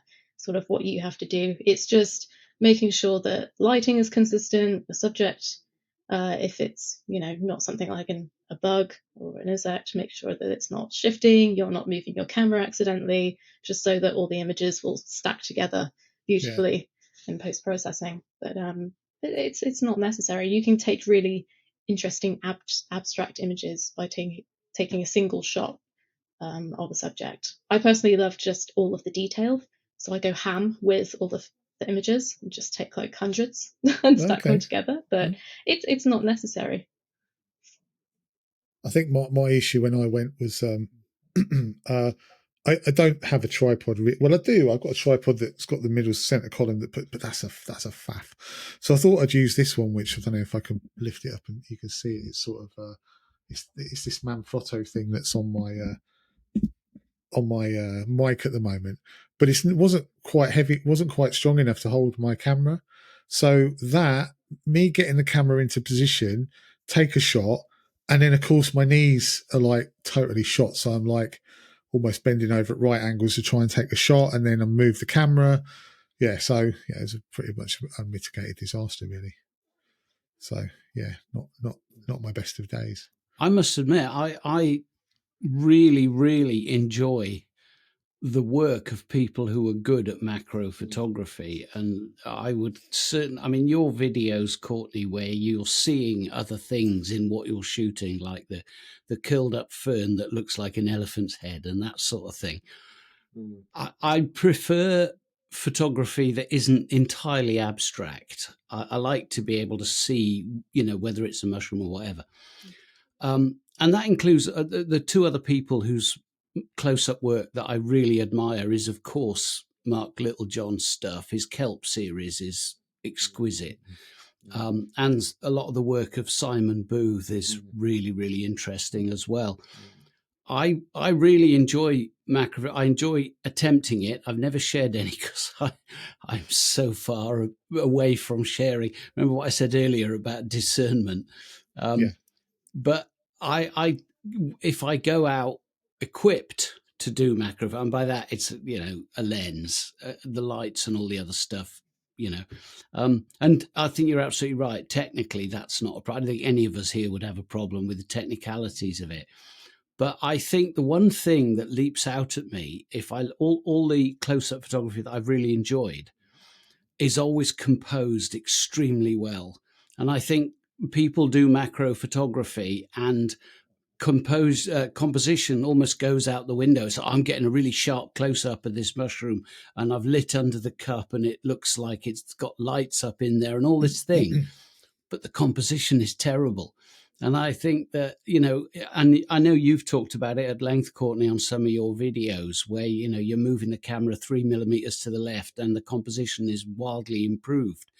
And for me, I think that for people to regard it as a bit of a backstop position when the weather isn't that good, well, I'll do some close-ups, doesn't remotely do it justice, because just like any other genre of photography, those that are good at it are head and shoulders better because they're composing it, lighting it, whatever. It doesn't matter, but it's not something to just do as a sort of, oh, well, I'll just take a close-up.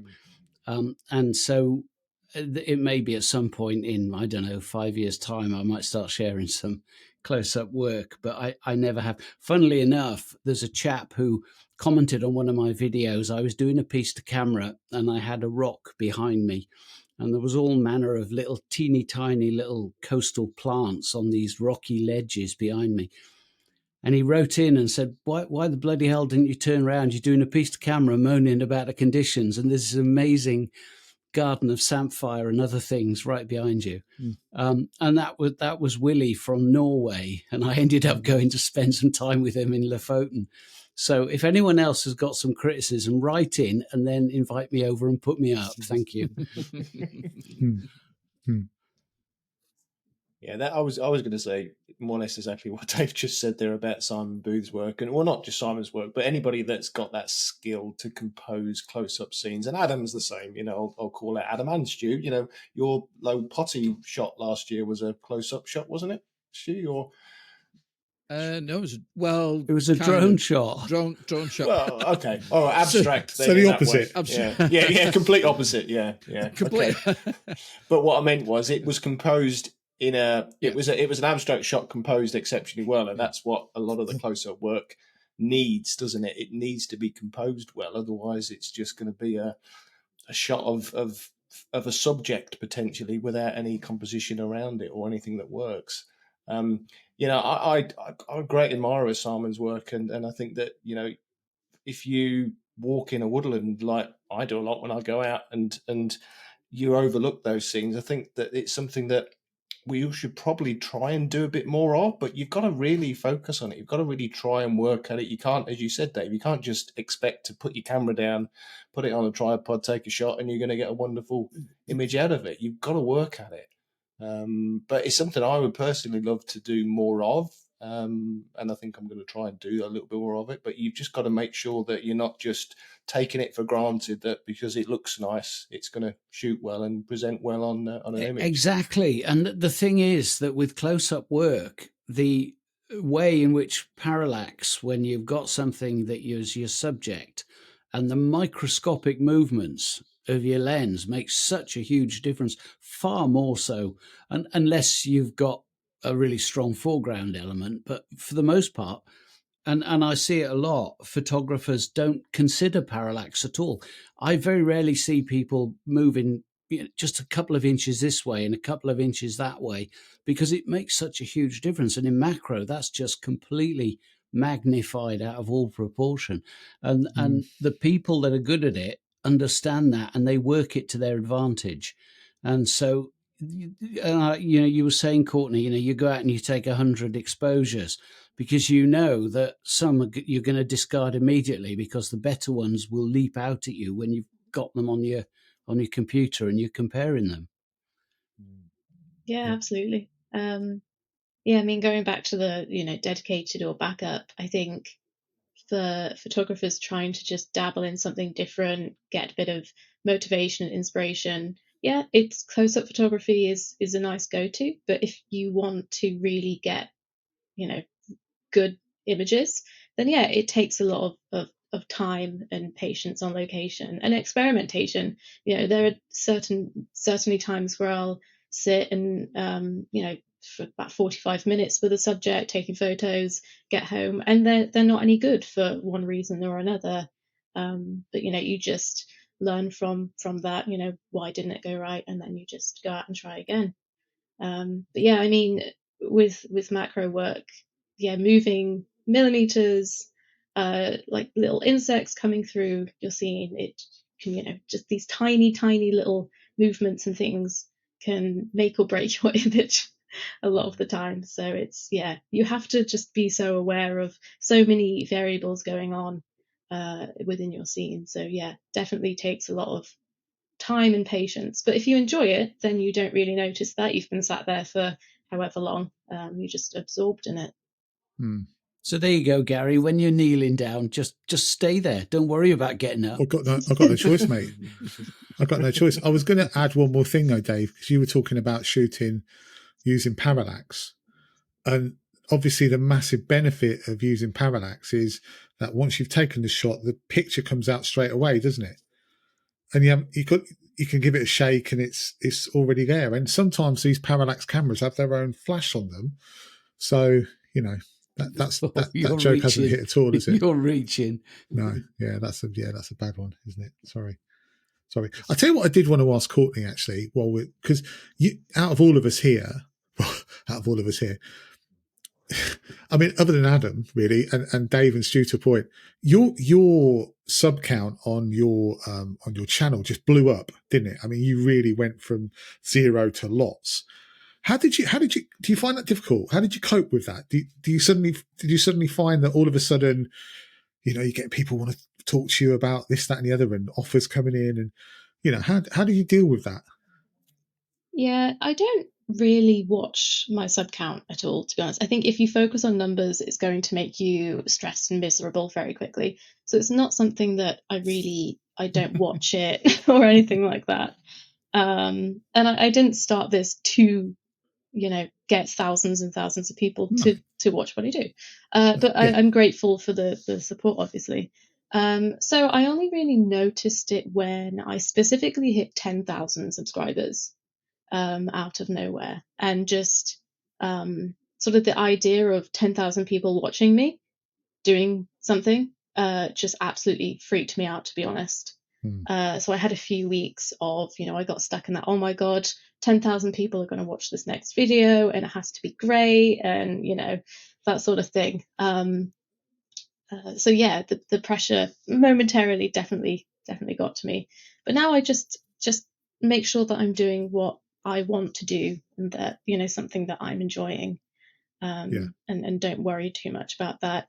I do cringe sometimes when one of my videos will get picked up on the algorithm and sort of do better than normal, because that's where you tend to get people who have never seen your work before come in, and you tend to get people who are not very nice come to your channel because they can. And I quite like that I have this little, however many thousands of people it is that are like-minded people that enjoy what I do, and I can talk to them in the comment section, and we can pass stories and experiences. There's few people that come in trying to spoil it. Sometimes I laugh at it, sometimes it's I don't want to deal with it. Of course. But yeah, generally it's been a surprise. I didn't expect it. Keeping up with my emails is difficult. I'm terrible at it. Just taking it as it goes. I tried a bit of dancing to get my subscribers up. It didn't work. Well, I was going to say one of the things which I think really sets your channel apart, Courtney, is the fact that you come across as yourself so naturally in your videos, and I think that's one of the reasons why it is so popular, because it feels like you are just being yourself and having a really good time in front of a camera without worrying about who's watching. And I think that it comes across as being so genuine, and I think that's one of the things which sets channels like yours apart from lots of other channels where you kind of feel like people are trying to be something which they may not necessarily be in their videos. And I think that's absolutely, I mean, essentially it's my creative space, so I will be creative however I wish to within it. And advice that I would give to anybody trying to make a YouTube channel for whatever reason is that, like, you have a personality that is different from everybody around you, so use it and show it. Don't try and be somebody else, because the YouTube community for photography is so saturated now, and we're all trying to be the same person. We're all doing the same thing. I mean, I didn't get around to doing a lot of autumn photography this year for a few reasons, and I was quite frustrated and upset that I didn't get to do the forest and woodland vlogs that I had planned to do. And I went onto YouTube one day and just the homepage was, you know, autumn photography vlog, autumn photography vlog, autumn photography vlog. And they were just all the same from all these different people. And I just kind of thought, like, why would I want to do the same thing? How would I do anything differently, or how would I add to that? It's just, we're all doing the same thing. I've got the answer to that, by the way, which is what I did, which is you record your autumn video in the autumn and then you put it out in the middle of December because you didn't get around to doing it.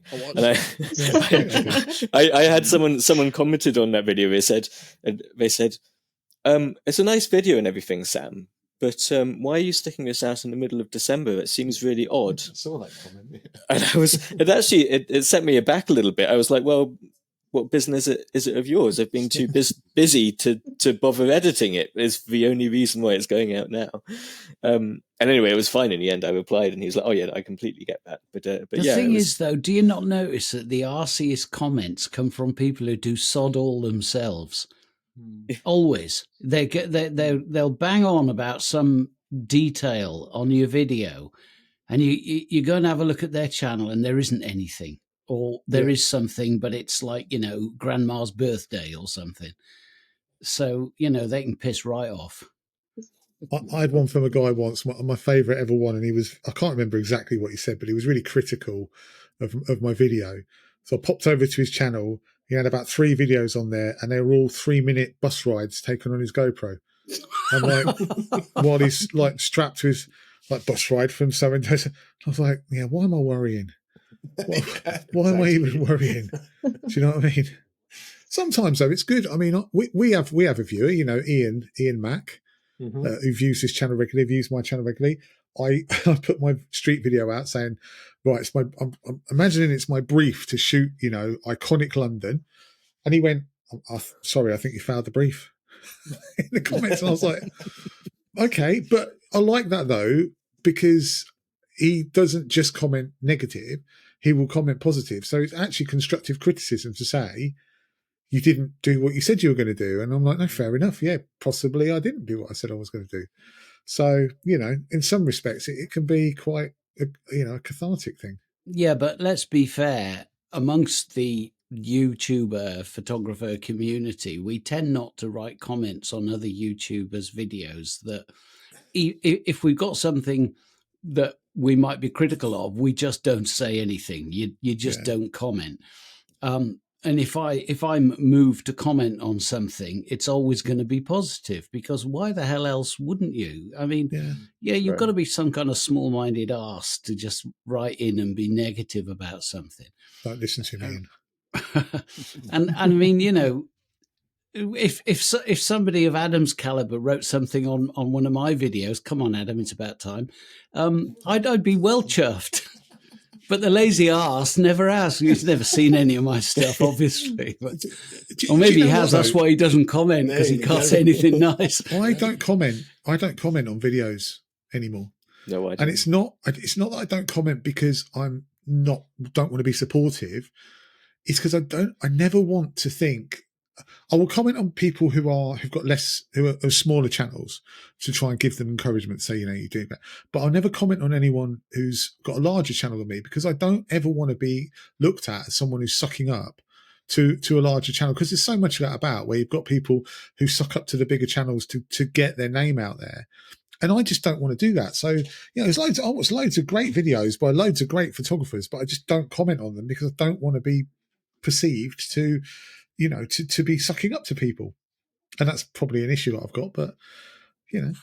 Amongst many others. One of many, I was going to say. Another issue. Courtney, have you got any advice for me? Because, I mean... Or have you got any issues? Oh, God, here we go. Therapy session. Can we bring Alistair back on? Yeah. Oh, dear. I'm not sure he wants to, although he did say he wanted to, so we will. But I tell you what, like, it's been fantastic having all these guests on. But I think when we get into the new year, we'll have a little bit of like just us time. A bit of me time, is it? Just us time. Because it's you know, it can and be. It's been Courtney though as well.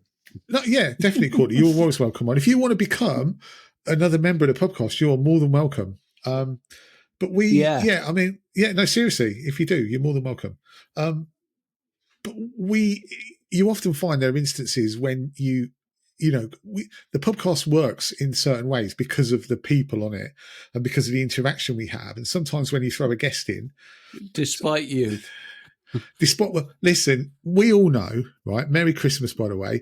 We all know I'm only here because I'm the only one who's prepared to edit it, right? If I wasn't editing it yet, you lot would have kicked me off years ago. Plus, it was my idea as well. So you might have started one up called the Bar Show or something. I don't know, but I would have been, that's happened to me before, by the way. You know that. That's happened to me before. When I used to work for the local council, they set up a football team, right? and this is true, right? And I don't even know what I did. They set up a football team. They used to play every Monday night, right? And we got to one Monday and they went, oh, we're disbanding the football team. We're not doing it anymore, right? And about 3 weeks later, I found out that the whole lot en masse, other than me, had moved it to a Wednesday night to drop me out. Ouch. Oh, and I don't even know what I did. Courtney, can you edit videos? Yes. Excellent. Gary, didn't you have a similar thing with your band as well? Yes, with my band. Yes, I got kicked out of my band as well. Yeah, essentially. There's a trend, isn't there? There's a trend for I don't know what to say. Maybe, I mean, I'm probably a slightly nicer person these days, but I wasn't that bad. I didn't like the guy who ran it, and I did tell him. But other than that, I don't. Do you have any friends? You guys, my friend, right? We're friends, right? Yeah. Oh, friends. Stu, we're friends. Stu, look at me. We're friends. Look, he's not even. Look, we're friends, aren't we, Stu? Of course we are. Excellent. Thanks. Sorry, my mother was texting me there. Yeah, it's all right. All right. So I think on that note, we will call it a day because we've been going for quite a long time. Oh, I spent all afternoon digging out Christmas bloody images. You winding me up. Oh, Jesus. All right. Okay. Let's do the Christmas image. No, I'm not doing it now. No, Dave, no, do it. No, Dave. No way. The question is, the topic is share a Christmassy picture we've taken. So, Dave, do you want to share your Christmassy picture? Yeah. Go on then. I do actually, as it goes. I'll just share my screen. Can I share mine too after Dave, please, Gary? Because Are we all just sharing a picture? I think so. Yeah, It seems that way, Stu. I've been overruled. So, yeah. That's fair dues. Okay, so this is my first Christmas picture, which is Mum washing up after Christmas dinner. Thanks, Mum. I don't know what happened with the hat. I think we ran out of Christmas hats, but it ended up doing the rounds. So my sister was wearing it slightly later on that same day. Your sister looks like you, Dave. Oh, don't tell her that. She'll hate you. So the only other Christmas image I could find was me, age 7. Oh, wow. Now, I was a bit annoyed about this because my dad bought me an Airfix Catalina flying boat and he glued it together on Christmas Eve, give me it all done. Oh, no. What's the point of that? Awful. Anyway, the only other one I've got is this taken last Christmas Day, about 9 o'clock in the morning when I was out with the dog. It needs some lights, Dave. Bollocks. Go on then, Jamie. Let's have yours. Well, yeah. Jamie, let's have yours. Thank you for Mr. Enthusiastic. Oh, God, here we go. Browse. Bear with me. Oh, I've got to change some security settings. Hang on. This will all be edited out. Oh, God. Yeah, great. Yeah. I think you should leave it in. I'm worried I might have to do the same now as well. I would like to. Oh God! You're not busy, are you, Courtney? You're not busy. No. I was going to dig out a snowy mountain scene, but it's not very Christmassy because it could be in February or something. That's all I've got. I haven't got a robin on a stick or anything like you, Gary. I'm looking forward to that. Well, you know it's coming, don't you? That's all I've got. I could try sharing mine. Yeah, go on, Adam. Anything to relieve the stress. Adam. Oh, that's good. So this was it's quite a while ago now. I did an assignment for a magazine, and they wanted us to have snowmen doing various activities. So Karen and I went up one of the local mountains and made all these snowmen doing. That was the snowshoeing, and then we got the skier. It's great, that is. And then this one. The only problem is that the mouth of the snowman was made out of gummies, and the birds kept coming in and eating the gummies. So, anyway, they're not really Christmassy, but it's kind of wintry. They're pretty Christmassy. Yeah. Kind of. You're glad we did this now, aren't you, Gary? Despite trying to poo-poo it, you Scrooge. I'm really glad because, not only have we seen some fantastic pictures, I get to have to edit them all into the show. So no, it's brilliant. Jamie, have you sorted it out yet? Sam, have you sorted it out yet? I think I have to reboot. I think for the looks of it. Oh Jesus. Okay, well, why don't you describe what it is, and we'll look at. Can I just oh, that's amazing! What a great picture! Oh, look at that! Oh, yeah. Wow! Wow! Oh, nice, Jamie. What? Oh my God! I thought that was quite Christmassy. Yeah. Wow. I thought Adam's. I sort of put in AI, put Adam in a Canadian bear outfit, and that's what it actually came back with. So there you go. Is that the one from the photo show? It might be. Yeah. Okay. It might be. Stu looks like he's sort of some Christmassy boxer. He takes his robe off. He's like, "Come on, let's have it." Yeah, it's quite a robe, that, isn't it? Love it. There you go. Brilliant. So that was my effort for today. Thanks very much. Nice work, Thanks very Kay. much. Nice work. Courtney, have you got one? Do you want to share? I didn't bring one, no, because I wasn't sure what you meant by Christmassy, and I thought I don't have full-on snowy landscape Santa photos. But had I known that we could bring, childhood photos, then I probably would have dug something out. But you've been fine. Yeah. Go on, Sam. I can see you itching to show us yours. Well, yeah, I can't share my screen, I'm afraid. No, so just show us it on the thing, and then I'll cut it over. If you send me, everyone sends me their images, I'll cut them all in. It's my mountain hair one. I'd figured it would be a mountain hair. Yeah, it's a little praying mountain hair. Yeah. Wow. That's my little praying's always lovely. I'll show you mine. Hang on.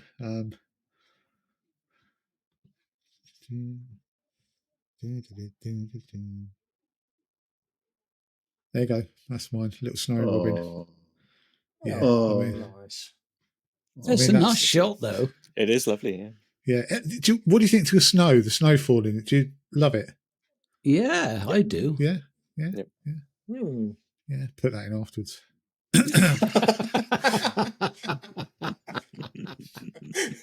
I did. I got a snow. All of the other snow's real, but the falling snow, I just got a snow overlay and just whacked it in and made it bigger. Nice. So I've ruined the feeling of it now, haven't I? I know. That's you not winning Wildlife Photographer of the Year next year. That's me not winning it anyway. So so there you go. Stu? We've all Stu. I just hastily found a picture that's non-photo because I feel like I'm the only one who found a serious picture. My church in the sea. It wasn't serious. My mountain. Oh no, sorry. Poor Robin. Well, it's like Christmas Day afternoon when you start fighting with everybody, isn't it? I can't have been looking at the screen then. Sorry. Oh, that's even worse. Wasn't even paying attention. My attention. Sorry. Right, just one sec. Share screen. My mum's going to kill me for sharing that picture. I bet she is. Bless her. So the serious picture I had, which I thought was the most Christmassy thing, was that one. Can you see that? Yeah. Oh yeah. Definitely, yeah. Nice. Oh, that's lovely, that one, isn't it? Yeah. That's like one of them cards that won't stand up because it's landscape and it slides open on the mantelpiece. Yeah. Did you add the snow? Did I add this? It's pretty good photo editing, that, isn't it? Is that the same horse, just photoshopped multiple times? And then the sort of non-serious one, where we are, was this one. This is the only time my lad has been bloody sledging, such as the shit winters we've had. Can you see that? Yeah. Oh, nice. Amazing. Yeah. Yeah. Love that. Yeah. Yeah, We never get any bloody snow up here these days. So, yeah. So that was my sort of non. I have got one more that I've just found before we go, and this is the last one, and we'll end on this, and then we'll just say goodbye. Let me just find it. Hang on, where are we? Scare screen. Window. There you go. Oh, stop it. Stop it. Goodbye, friends. Yeah. See, Sam, this is why I didn't wear a Christmas jumper this year. This is what happens. Yeah, fair enough. Yeah. Jamie, I'm just probably going to use it again anyway. So I'll just use that photo again. I'll never delete that. So, yeah. Anyway, is everyone happy now we've shared Christmassy photos? Oh, yeah. Is everyone fulfilled and Christmassy? Good. Yeah. Okay. That was the highlight of my year. Was it? There you go then. There you go. All right. Well, thanks so much for watching this week. I want to say a massive thanks to Courtney. Thank you, Courtney, for coming on. Thanks, Courtney. I hope you've enjoyed it. It's been great to have you on, and you're welcome back anytime. Have we got a better guest next time, though? Asking for a friend. Yeah, no. Actually, genuinely, we haven't, because I think James Burns is coming on. Sorry, James. No. He's actually, weirdly, I said, we're not going to do anymore, but he's coming back. So I don't know if you know James, but he used to be on like original Pubcast ages ago. So anyway, yeah. So that's something to look forward to. Keep the entries coming in for the photo competition. You've got until New Year's Eve. We're going to have I think what we'll do is we'll probably judge those. I think we're back on the 10th, so we'll judge those before then, and then we'll put that show out with the judging on the 10th of January. Well, it's not the 10th. I think it's the 12th that it goes out. So yeah, keep them coming in. There's some fantastic ones so far, and now there's another great book as a prize. That's it's getting even better. So yeah, so please keep those coming in. That's it. Like I said, we're done now till the 12th, but you may see me because I'm doing a Photo Peeps podcast. Oh, there you go. Yeah. So friends. Friends. Yeah. Photo Peep friend. Yeah. They asked me on. What is Photo Peeps? Just out of interest. Darren Morehouse and Daz the F7.1 boys. Yeah, there's only 3 of them now because they've split. Oh right. So, I didn't know that. Like a boy band. Yeah. So they've gone solo, have they? Yeah. Well, I'm waiting for one of them to go solo, go off the rails on drugs, and party with the hardcore. Oh, one's chucked himself out of a hotel window. Yeah. Okay. Careful, Dave. Still too soon. Some of us are grieving over that. But yeah, I am doing a podcast with those guys. And I actually, you take a piss again, but I was talking to the Thumbs Up guys. They did like a Christmas thing, and I joined in because more friends. Yeah. Thumbs Up friends. Yeah, thumbs up, friend. I said to them, that's a great coincidence. That you did ask Adam if Gary's got any friends, and the answer is yes. There you go. Just none of us. Except they'll probably do the next one on a different day, and not tell me about it. But no, I said to them they should do a podcast. Why not? And they said, do you know what they said? They said they couldn't compete with us. And I said, you don't need to compete with us. Just do it and enjoy it. You know? Jesus. Yeah. It's a bloody podcast. They felt that they couldn't better what we were doing. Oh no, we're the Liverpool of Pubcast, aren't we, Stu? Yeah. Yeah. We're the only ones that are trying to win it. Oh right, yeah. Come round when you're not looking to steal your cameras. Ooh. But sorry. But so yeah. I don't know where I was. I'm totally lost. This is the longest outro you've ever done. I don't feel very well. Finish it now. Feel very well. Okay. We don't even have Daz here to interrupt. No. I know. Anyway, thank you so much for watching. Thank you, Courtney, for coming on. Have a very Merry Christmas, everybody, and a Happy New Year. And we will see you all in 2025. Goodbye. Merry Christmas. Merry Christmas. That was almost quite professional, that last sentence. Yeah. The last It's only bit taken you was- 2 hours to get there.